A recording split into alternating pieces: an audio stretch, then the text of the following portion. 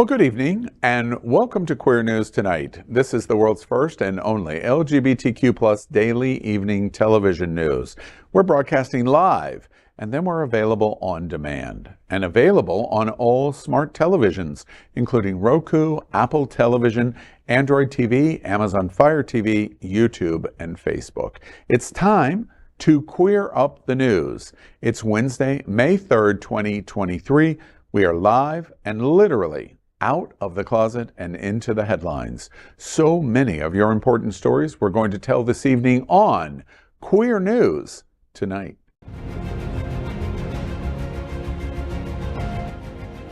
This is the world's first live daily LGBTQ evening news show, literally out of the closet and into the headlines on Queer News Tonight with Al Ferguson. I'm your anchor at Queer News Tonight, Al Ferguson, and this evening we bring you the news of and a perspective representing the LGBTQ plus community from South Florida, America, and across our planet. This is the world's first and only unedited live LGBTQ plus evening news show. Whatever happens unique in LGBTQ plus news, you will see it and hear it.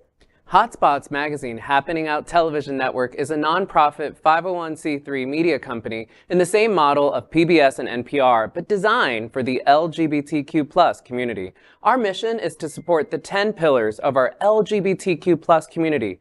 We want to inform and educate the key issues of our Black community, Latino, lesbian, trans, students and youth, seniors, HIV/AIDS, healthcare, business, political advocacy, and faith. Help us support our community. We are part of one of the largest LGBTQ plus media companies in America, Hotspots Magazine and Happening Out Television Network.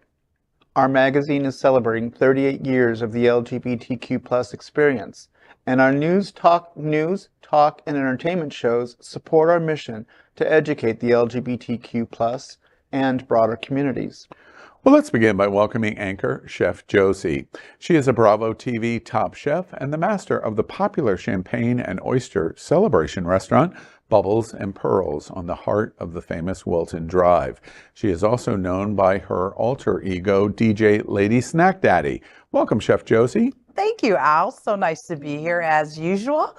Well, next, let's welcome anchor Dr. Julio Capo Jr.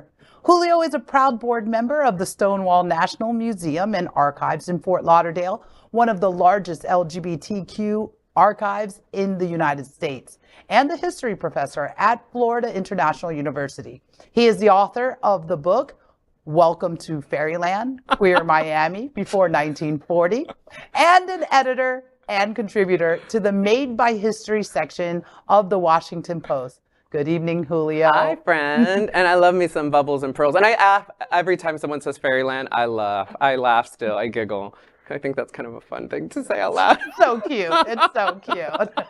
Like, I'm a serious historian. Like, I'm not. Let's welcome anchor Maxx Fenning. At just 17, Max founded the amazing nonprofit organization PRISM that works to expand access to LGBTQ plus inclusive education and sexual health resources for LGBTQ plus youth in South Florida. Now at 20, Max is a senior at the University of Florida and serves as PRISM's president.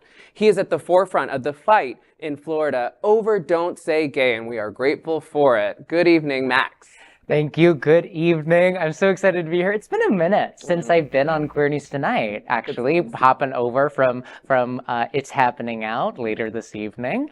I'm super excited because we are actually gearing up for our third annual Prismversary, our anniversary gala. I'm so stoked about it. It's going to be Saturday, May 6th, 6 to 9 p.m. at the Center for Spiritual Living. And if anyone watching wants, if any of y'all, first and foremost, I'd love to see all y'all there, but if anyone watching would like to get tickets, you can do that at www.prismfl.org/gala. And awesome. Max, where it is awesome. Max, where it's tell us where it's going to be held. Yeah, the Center for Spiritual Living in Fort Lauderdale. Yeah, right. Oakland Park and right on Dixie Highway, right outside of Wilton Drive. It's a good space. Yeah. Yeah. Oh, well, so I'm so sorry. That's my bad. I'm too busy talking about myself. Listen, gala season is hectic, and it's really taken up too much of my brain. Well, next let's welcome anchor Buddy Frey. Buddy is a longtime South Florida resident. He enjoys our large, diverse community and supports many of our local nonprofit organizations like Julian's Fountain of Youth and the Stonewall National Library Museum. Welcome, Buddy. Thank you very much. So we are the reporters for Queer News Tonight. And this evening, we begin with the queer headlines. The LGBTQ plus community in South Florida and across America is diverse. Our community across the world is vast, and here are the bullet points of the queer news for today, Wednesday, May 3rd. Well, first, let's queer up education. Iowa students lead a protest against Governor Kim Reynolds to her face at an award ceremony. Marin Pettigrew, Newton.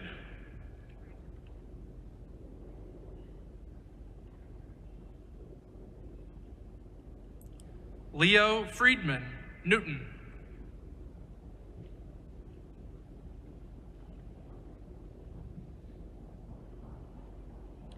Clementine Springsteen, Davenport West.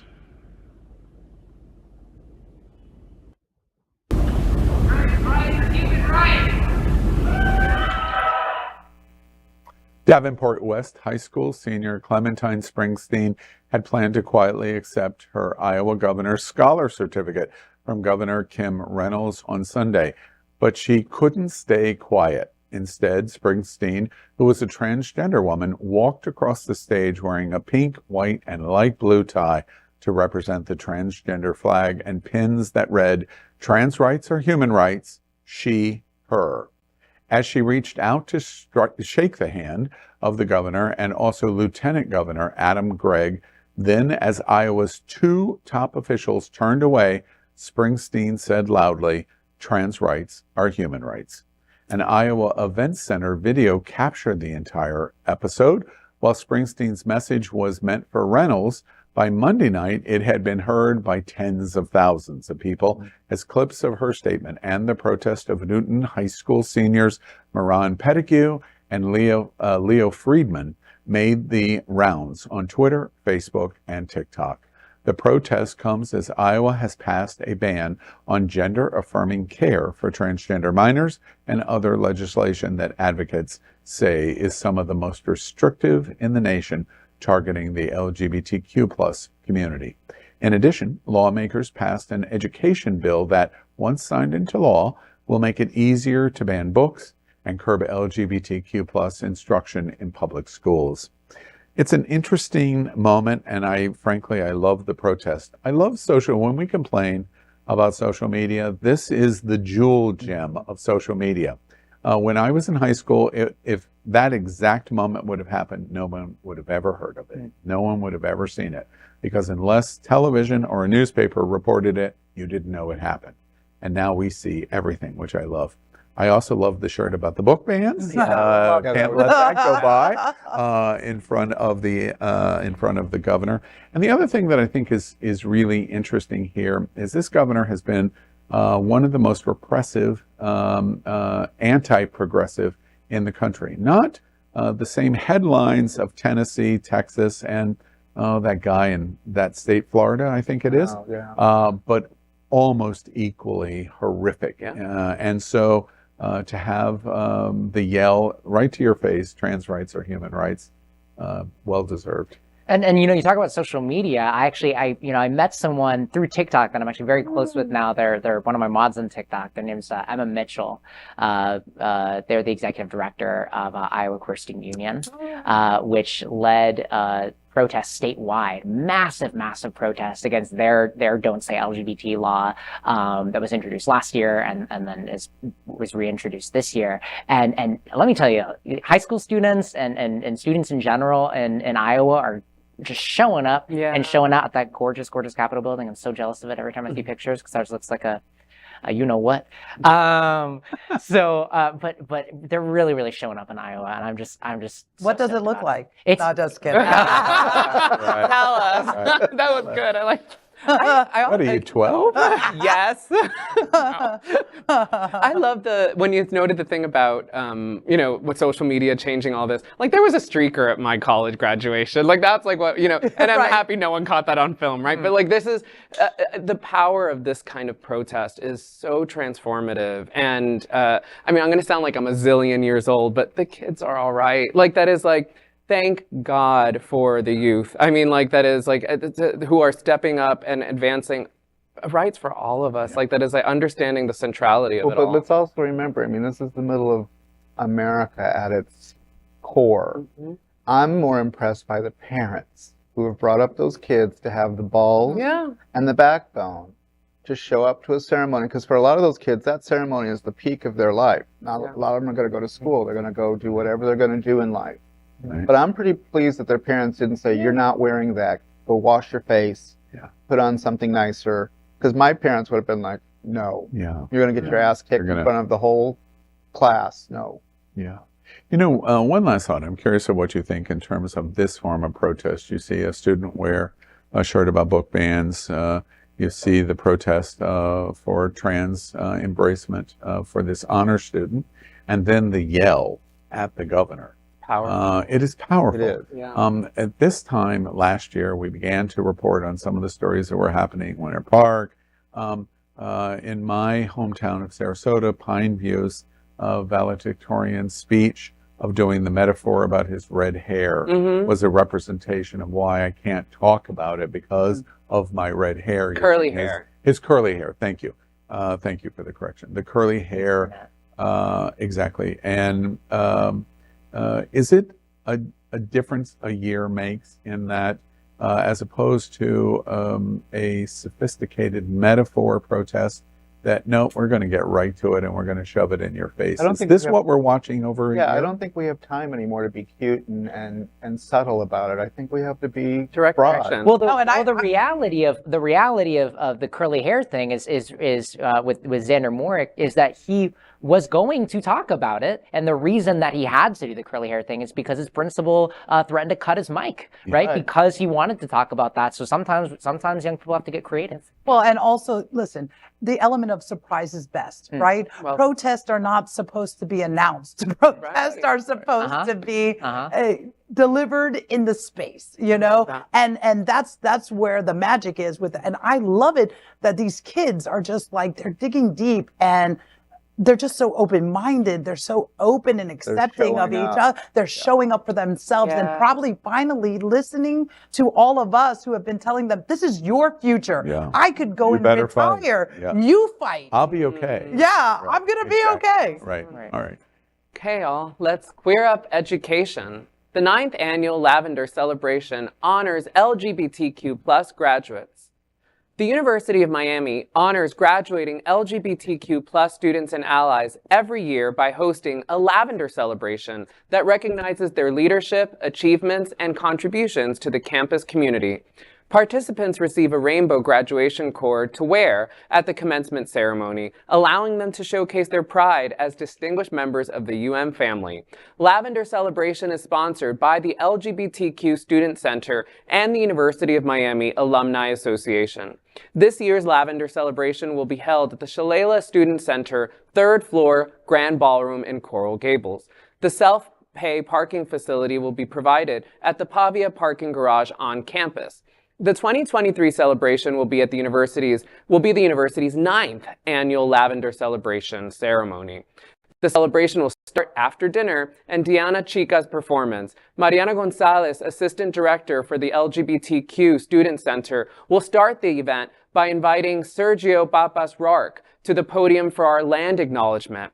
Dr. Gisela Vega, Director of the LGBTQ Student Center, Carol Shipman, Engagement Officer at the Alumni Association, Karina Gatamora, and Alice Kerr, and other dignitaries will be participating in the celebration as well. This is really exciting. It is really exciting. I'll also note, so I mean, these kinds of spaces are just so important for our students who, and for queer students, for students who are marginalized in the university space, to feel heard and seen, and to have this moment of validation for the incredible work that you've done over this, under a great deal of hardship. I can't even imagine more so, right? Like right now in this moment where what you are studying, what you represent in that space is all under attack. I'll also note, like, you know, Florida International University, FIU, which is a public university in Miami as well, also had its Lavender graduation a few weeks ago. And who knows what that's going to look like in next year, whether that will even be allowed as a public university to be held versus at all. private Versus a private university right. like the University of Miami doesn't have to undergo the same kind of scrutiny through the Florida legislature. So who knows what this will all look like. Yeah. Max, I'm curious from your standpoint at PRISM. I know principally you're not dealing with college students, although you're a student at the University of Florida. We're both. We do high school and undergrad, actually. Oh, okay, all right. And your reaction to a Lavender event like this, awards program, what's your reaction? I mean, I think it's so important for queer people to have representation, for queer students to have representation, right? So having something where we're really able to recognize and honor queer people in the community, especially queer students, I think is so important. And it's also why it's super scary that we're seeing legislation pushed through, right? We just had one that I believe was voted on today, right, that would essentially defund all diversity, equity, and inclusion programs in public colleges, right? And it is so important that we're able to have that representation, that we're able to have spaces like this for queer students, and recognize, you know, their accomplishments. You know, one thing I would say on behalf of Queer News Tonight, I'm going tomorrow to the event. I believe I'm participating in the program.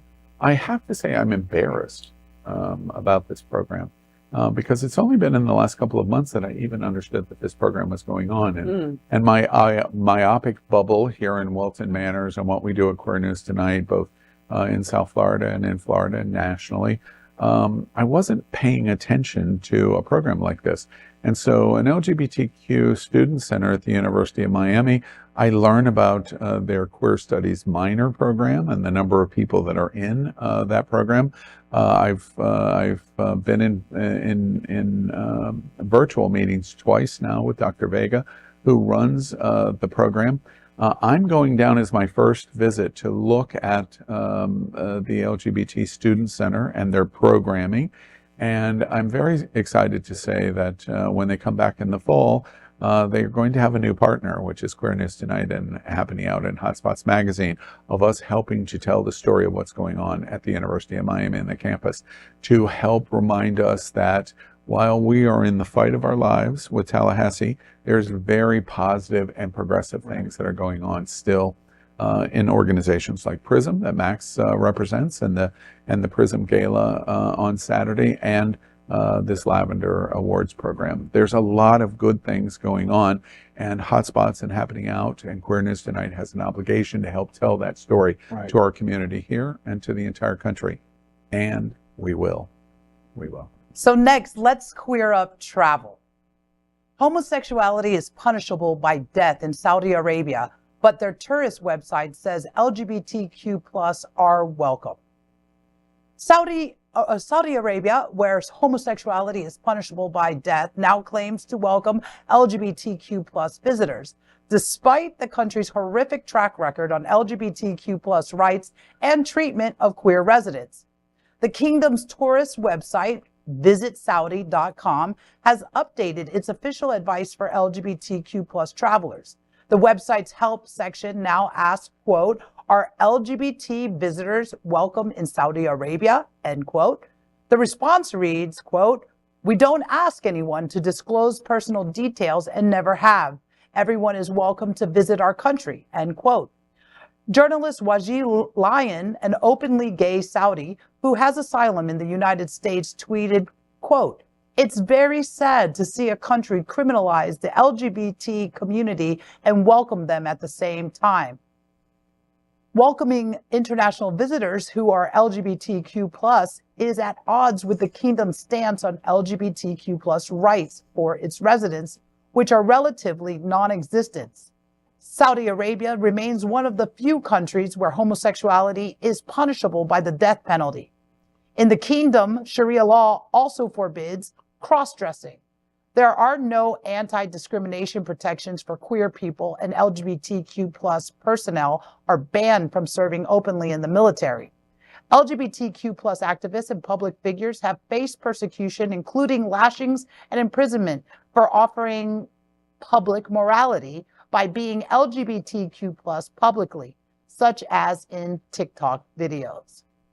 Wow. Okay, so TikTok is coming up again, but this is the thing, all right?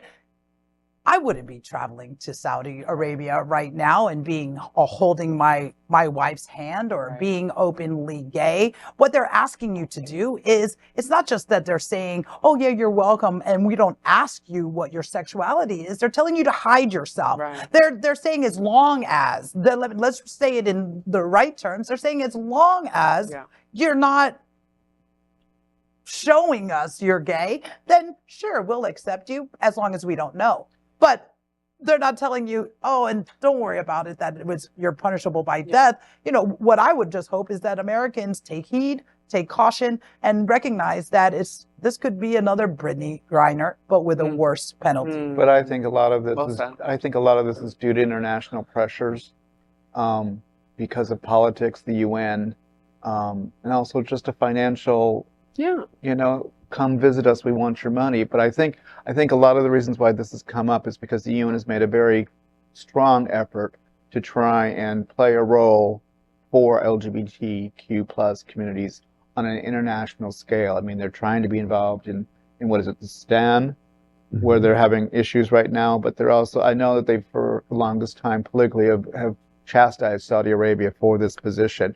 And I think this is just bullshit that they said, well, it's on our website. So as long as you don't touch your partner and we don't catch you in bed together, sure, come on over. I mean, look, it's clearly because, you know, if we look at who's contributing to the tourism industry, disproportionately, it's queer people. $2 to every $1. Exactly, right? So obviously they're going to want some of that sweet, sweet gay money because coming into their country. But the reality is, I mean, it does. So we see this on not national scales too, right? We see this on a company-wide scale where we have companies that show up at Pride and are like, we love gay people, and then are actively funding anti-LGBT politicians. Right? We see that all the time, and it's not enough to make a cute little Pride Month campaign and sell cute little rainbow merchandise and then go and donate to Ron DeSantis, right? That doesn't cut it, right? Well, say Chick-fil-A will take your money too, right? And I'm not going to give it to them. No, I mean, but that's the thing, right? And so now it's like for us on our community, LGBTQ plus, we got to get smarter about where we're putting our dollars.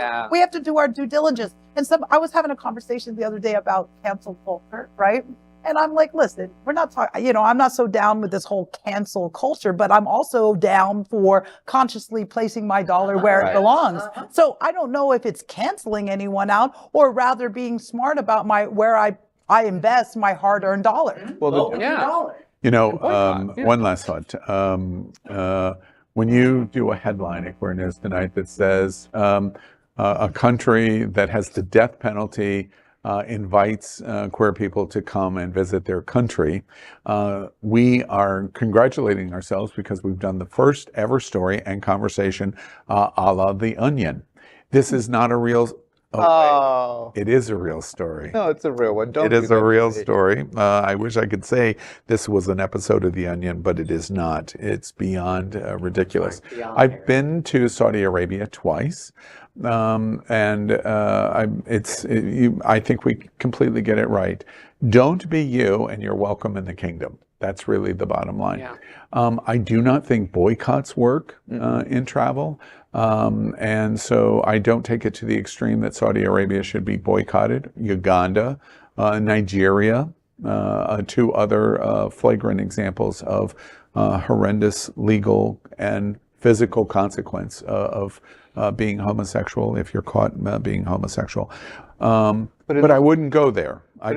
conservative moment around the world. I agree with you. The UN is very involved, but still, I would not recommend a visit to Saudi Arabia. I do provide a caveat.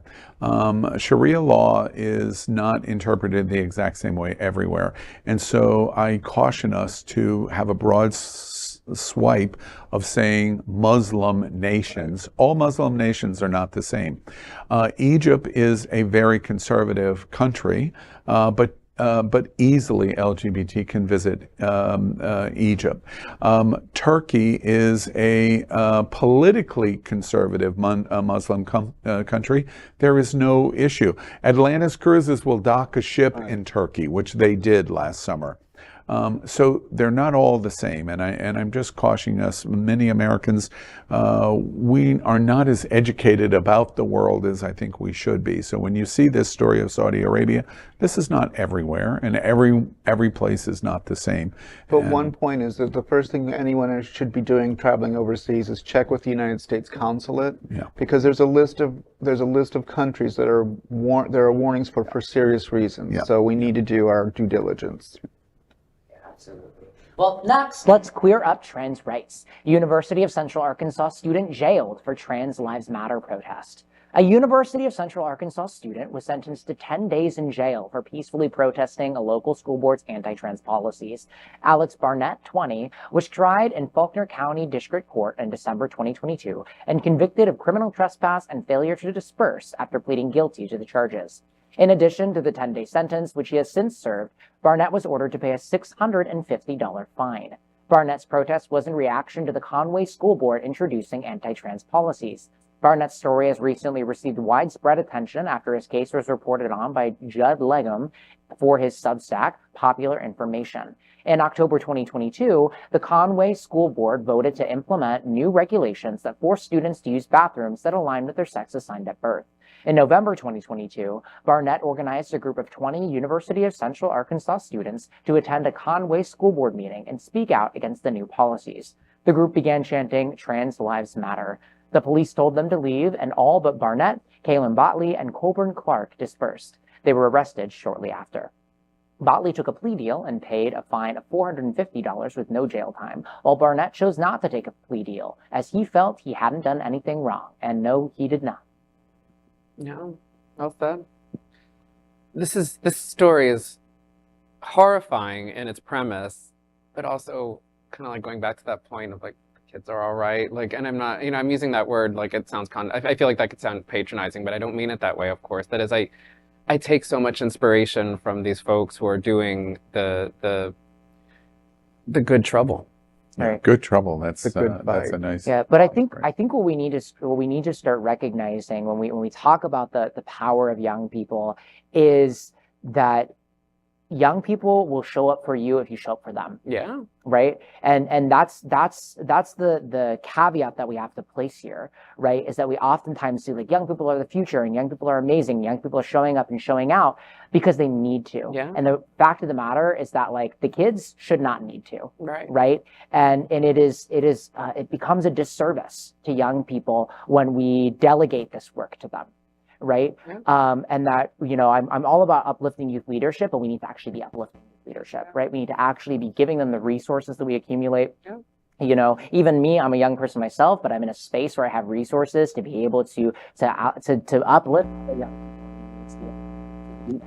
space. Well, also one of the things that I think is being highlighted in this story is really the reality of we're entering into Pride Month. We're here, and remembering that Pride Month, the Pride parades all over. It began as a protest, and we are seeing now that the younger generation is really going to have to step into this place and understand that those first days, when that day 50 years ago during Stonewall, we threw rocks. We were arrested.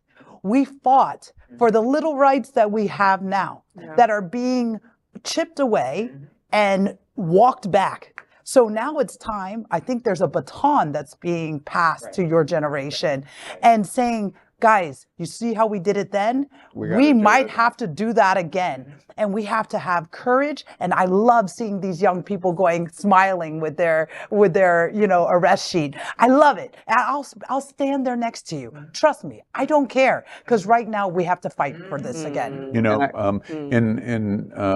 I recently interviewed Anthony Fauci, and Fauci told a story about his love of Larry Kramer, the founder of ACT UP in the 1990s, especially in over what was happening over AIDS, and Kramer used Anthony Fauci as his foil for ACT UP, but behind the scenes, for a long time, that the American public didn't know that they were actually friends, and Anthony Fauci told a story in my interview of saying that Kramer called him up and was complaining about how slow movement was taking place. And he recommended to Fauci, and Fauci's running the NIH, and said, what you need to do is you need to handcuff yourself to the fence at the White House.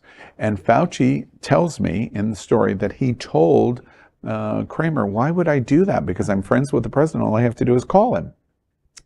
And Kramer's point was, it's not moving fast enough. And you need to do something dramatic to prove you're not going to stand for it. That's what you just said. The picking up the first rock is where we're at. It's funny about this story. I didn't realize this story was coming. I sat in a meeting today because June Pride is coming, and it's going to be a big month. The next 60 days, this is May 3rd, the next 60 days may be the most important 60 days that we've seen in the LGBTQ community in decades. We'll see. We'll see.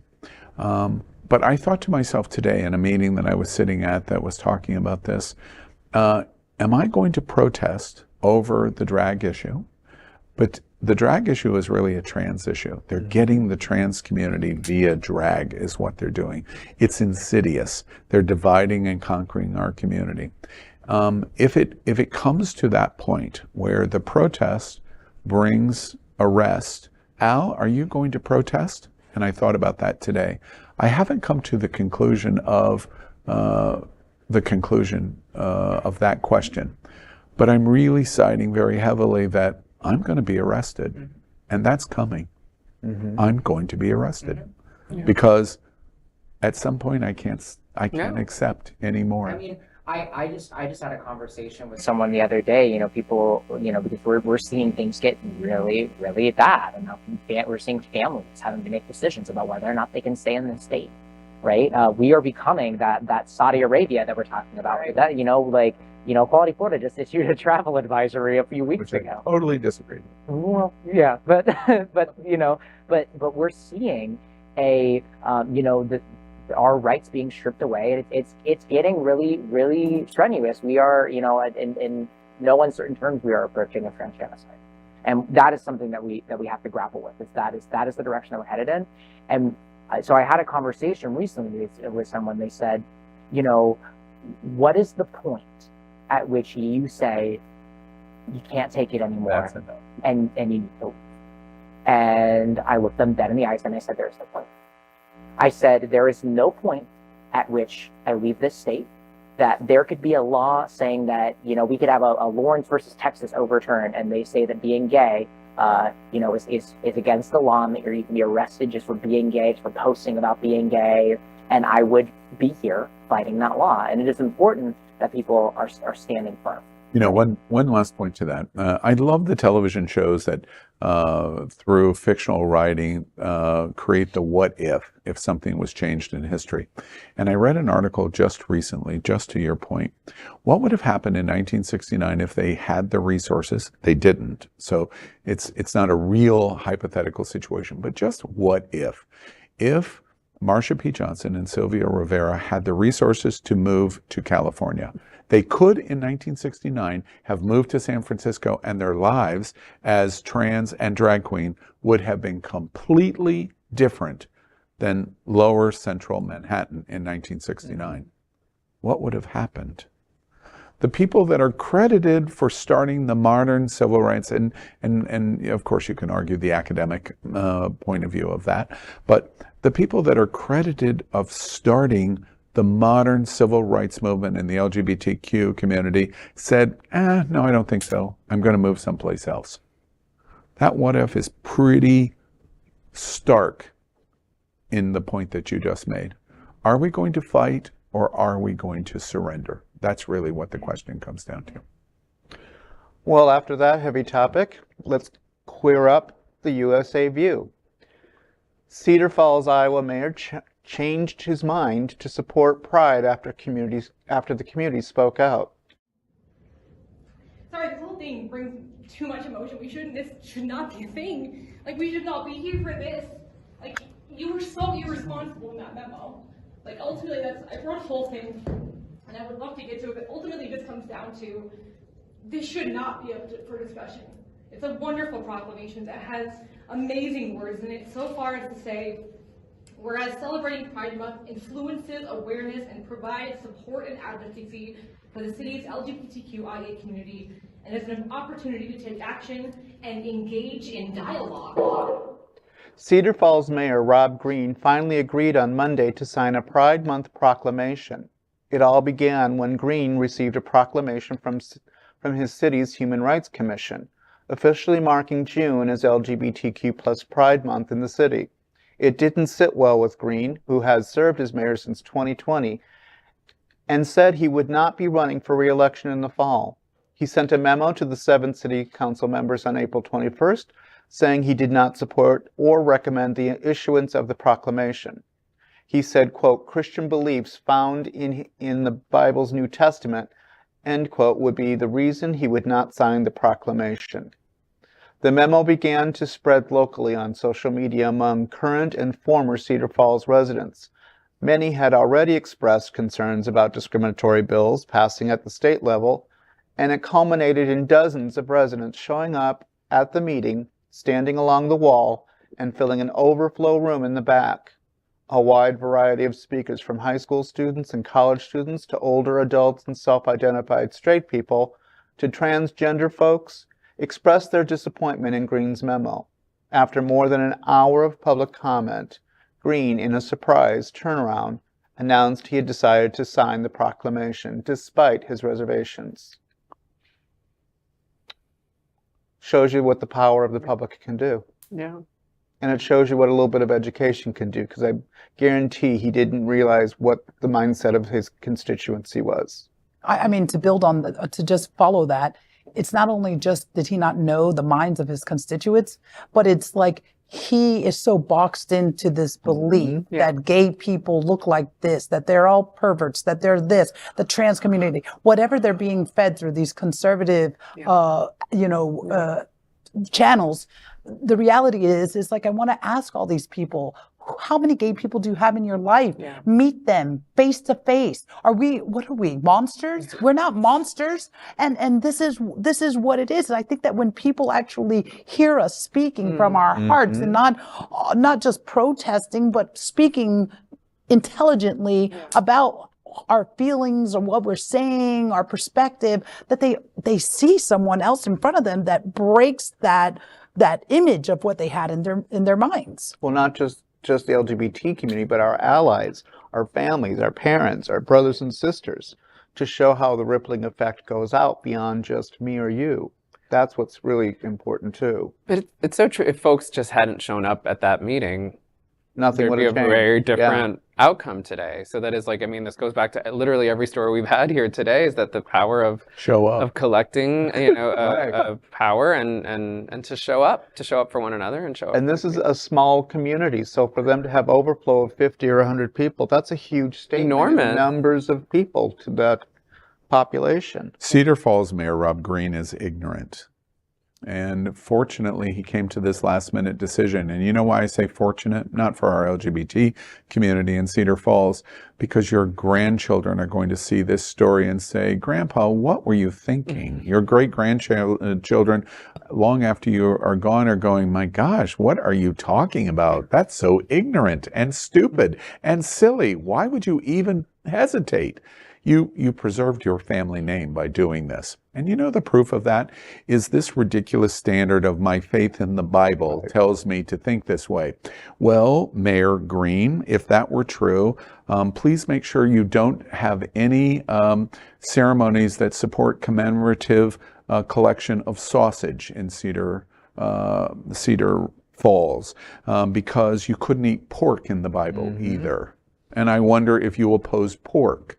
And also in the Bible, I surely hope you're not embracing marriage as a single monogamy standard, because there are large sections in the Bible that embraced and encouraged multiple wives. And so therefore you can't support monogamy because it's against your biblical religion.